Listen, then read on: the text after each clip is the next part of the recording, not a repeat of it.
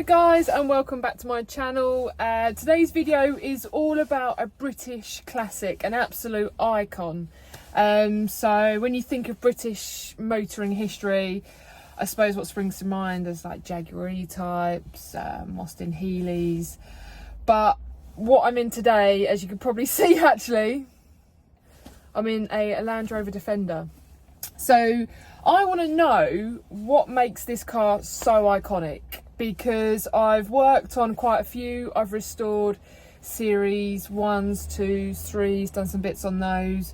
I've also done quite a lot of modifications on the Defenders through the time. And what is it that makes this car, in a lot of people's eyes, such a like wow car? I know some people don't like them, so it's not for everyone, I know that, but I just want to get behind the wheel and actually see what it is. So I'm going to take it out on the road. It's going to go off-roading. We've got some green lanes that we're going to go down, which is really cool, especially as it is a typical English day. It is grey, it is wet, it's a little bit windy, it's pretty horrible to be honest. And what better car to be in than a Land Rover Defender? So I'll take you through exactly which one I'm in today. So this particular vehicle is a friend of mine. It is a 1993 200 TDI. It's a 90. So what that means is basically get either a 90 or a 110 in this year. And it's actually the distance between the wheelbase in inches. So this is a 90-inch wheelbase model, which is the shorter version from the 110. Now this particular vehicle also has done 220,000 miles, so it is an absolute trooper. And I tell you what, starting it up, it starts on the button. It is incredible. Creature comforts, none whatsoever. I was driving it along earlier and I thought, oh, I'll do a video of me driving it. I don't think you'll be able to hear me. There is a lot of wind noise that comes through. There is a lot of engine noise. It's agricultural, this engine. It's very diesely, very loud. So I decided I better pull over and actually do a video where you can hear me. I don't know if that's a good thing or a bad thing. But I'm here, so you're going to have to just put up with my voice. So yeah, no creature comforts at all. And to be honest, the screen steamed up as I was going along, and where are the vents? There's nothing here. It's you've got a couple of things here for vents down here. You've got a slide bar down the side of your instrument cluster, which is, you go from 0 to 2 apparently on this. It is just so bare. I think actually Land Rover were ahead of their time, because we look at modern cars now and they don't have any dash either. It's all touchscreen, so we're just missing a touchscreen here. But there is nothing. It's as bare as anything. So yeah, I've also had to put a coat on my seat because it was a little bit damp this morning when I got in. So with old cars, we call that character. That is character. We've got a self-tapper holding the door in, but I'm going to drive this and I'm going to see what it is. I haven't done a lot of driving in a Defender, but right, so I've just been for a little drive, about a 15-minute drive on the road, and I have to admit the Land Rover Defender is like nothing else I've ever driven. It's I'm getting buffeted as well a little bit by the wind here, but it's just very slow. It really yeah, it takes a lot to kind of get it going. You start to incline up a hill and you can really feel it struggling. I mean, I know it's going to make it, it's just really slow in modern standards kind of thing. The clutch is very heavy as well, so if you're doing a lot of clutch control, your left leg does really hurt. The steering, it's extremely woolly. Like you're turning, you're thinking, is this going to turn? And also the brakes, wow. I don't know what to say about the brakes, but they're not there. Until, I mean, they are there, that this car, you know, it has got brakes, but it's just such a huge divide between this and obviously a modern vehicle. And to put your foot on the brake and not have anything, and then have it, and then it does eventually do it. So but it's not all bad, because this car is 29 years old, and you know, the design just hasn't changed. I mean, the Defender came out in what, 1990. It then was around for about 30 years before it was actually finally changed into what the Defender is now. And so 30 years of this similar design and setup and chassis, and I mean, there was small improvements. The engine got better, and there was more comforts, creature comforts in here and things like that. But fundamentally, this car stayed pretty much the same. Now, I couldn't daily this. I couldn't. I mean, I'm a huge Land Rover fan. You know, I've got a Freelander. Absolutely love it. But this is extremely. It takes a lot to drive it, a lot of concentration, a lot of seeing forward, because obviously the brakes aren't great compared to modern things. I'm getting rained on. It's loud in here. You can hear everything. So I'm like in a tin roof type thing. And also, because this has the roof tent on it, you can feel that weight on the top. So you go around a corner and it is quite wallowy. Obviously, I don't know what it's like without a roof tent, but there is quite a lot of weight up there. Now, I've done a lot of work on this car, actually. So last year, I fitted terra firma shocks and coil springs, also put bigger tyres on. It's had poly-brushed all round. And so it has, yeah, it's had a fair bit of, you know, work to really kind of help it off-road. So I know this car is going to be absolutely mind-blowing off-road. It's where it should be.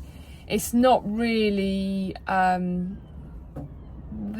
great to drive on roads and bits like that. But so I'm now going to go and I'm going to head off-road, and I'm going to go green laning and see kind of what fun and what trouble we can get into. I'm not going to go mad with it.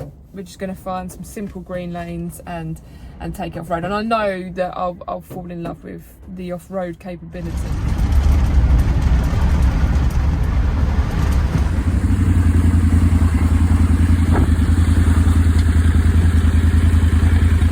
Countryside. I know it's pretty bumpy, but I'm trying to show you the countryside. It's brilliant, isn't it? And look, as well, we've got some sheep up here. It's just so nice to be out and about. Do you know what's the great thing about cars, whether you're doing track day, whether you're doing green laning, whether you're doing a classic country rally? Look, there's a sheep. They're like, what are you doing? I'm just here trying to eat my parsnips. Look at all them! Not only sheep that we've got on this route, we've got some cows under there as well. They're not all lying down, one's actually standing up. So I thought if they're all lying down, it's raining. It's absolutely hammering it down right now. But that one's, can you see that one? That one's sticking its ground, standing up. So we've just been down one of the lanes, as you can see behind us there.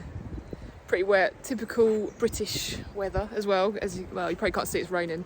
But so yeah, we've been down there. The Defender's been pretty faultless, to be fair.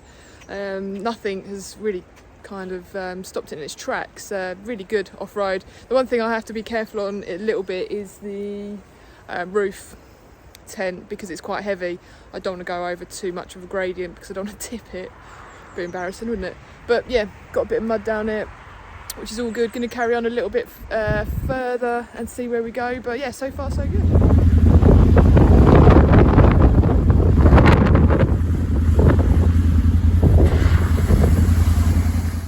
Just got back. I think I've brought half the mud with me. Look at the state of it. Doesn't look that bad actually though, does it? I don't think I did a good enough job, even though we went through tons of mud. I couldn't see through the side windows though. So that concludes my drive of it. I've actually just pressure washed it, pressure washed all the mud off it after taking it full wheel driving, off-roading. So I've actually got my coat on because it is a horrible day today. So yeah, pressure washed all of the dirt off it because it did get covered all on the step, all underneath, things like that. So better give it a wash. So going back to why is this car such a British icon, I think we need to take it back to obviously the Series 1, Series 2, Series 3. You know, it was such a prolific car. It was the original four-wheel drive car. It went through the wall, a dependable off-road vehicle. And then it just snowballed from there. You know, it went, farmers took it on, and then people started to really love this car. And it's a testament to it, to how much it stood the test of time, really. Because like I said, the Defender name has been around for over 30 years. And a bit like the Porsche 911, it's adapted its way slowly through the years and improved and bits like that. But why is it iconic? I think because it's been around for so long. It's stood the test of time. It's become a car that people know about, that people kind of look at. I mean, I took it off-roading, and it was the only Defender there, but there was a lot of Discoveries, a little Jimny, but everyone looked at this. So it kind of, is it the king of off-roading? I don't know. I actually passed another Defender on the way, on the roads and bits, and he waved. I've had it a couple of times actually, the Porsche 911. I didn't wave back. I suppose I probably should have waved. I don't know, do people wave? Comment below if you wave to other people who've got the same vehicle as yours, but yeah, I don't. Probably quite bad for that, but never mind. But I think as well with these vehicles, they are so customizable. Not sure if that's a word, but I'm making that one up. You can modify them, you can do whatever you want. I mean, I've worked on a few in the past couple of years where we've modded them, put smaller steering wheels, sports steering wheels on. We've also put side steps, guards at the front, put light bars in. You can bling them up, you can make them look heritage, you can bespoke them to your design, because there are so many different parts you can fit on these vehicles. And I think that's what also kind of cements this car in people's hearts, is the fact you can make it do and be and look whatever you like. And I think that's the joy of these vehicles, and they just last. The issue is they are nickable. People do nick them. America is a huge market for these cars. So if you do have one, I mean, this one has some security features on. I know a lot of the other Defenders that I've worked on have secret security features and bits like that to kind of prevent them from being stolen. But they are, it's really opened my eyes actually driving this. Brilliant off-road, absolutely cracking off-road vehicle. But on the road, it's a bit different. They're a bit like the Volkswagen camper van, you know. You just need to potter along. You just need to take your time and not expect to be driving quick, because you're just not going to be able to. But like I said, this is a 1993 model, 220,000 miles. So it's done very well. It really has. So I hope you've enjoyed this video. If you have any questions, please comment and I will try and answer them for you. And if you like the video, please like and subscribe. And thanks for watching, and join me next week. Thank you. Are we breaking into someone's field here, please?